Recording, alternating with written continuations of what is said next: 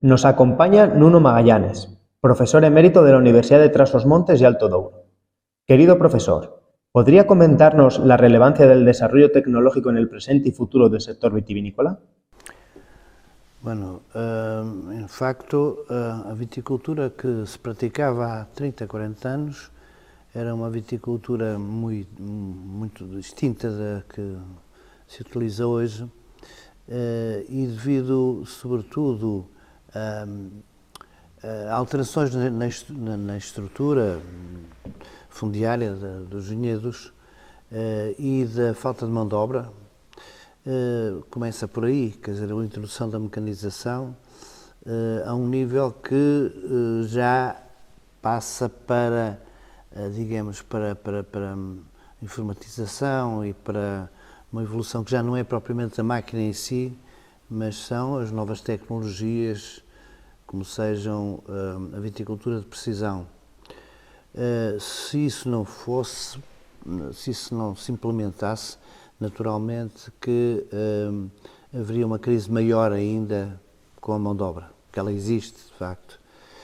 E portanto, essa evolução na mecanização de técnicas e tudo isso foi muito positivo.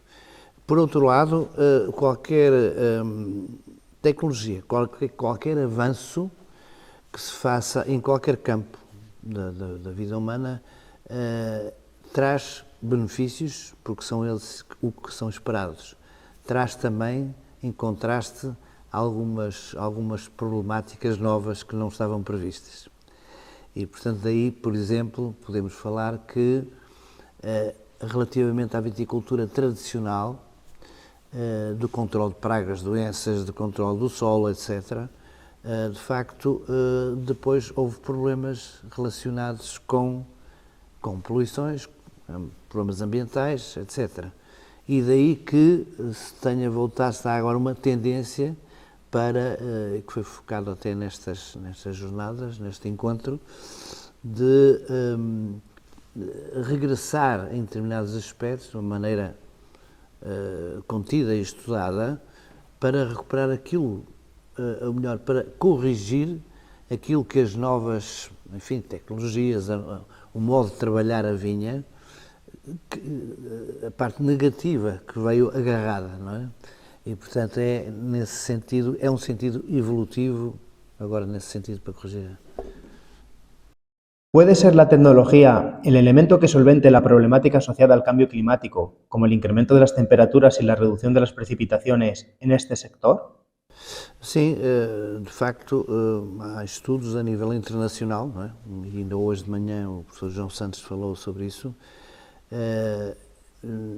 que prevê, não se sabe, melhor, há previsões, não é, das alterações climáticas já se começam a fazer sentir. Não sabemos se é por um ciclo curto ou se é um ciclo, digamos, muito mais largo, ou se não é um ciclo, é um agravamento definitivo das situações. Isso permite-nos realmente, face às previsões desses modelos, pensar quais são as formas como podemos evitar ou minorizar as consequências que foram introduzidas, o que estão em curso devido às alterações climáticas.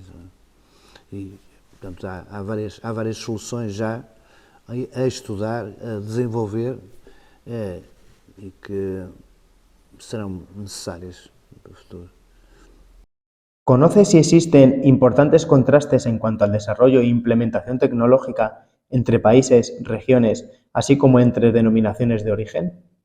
Bom, há muitas regiões, há muitos países com vitícolas.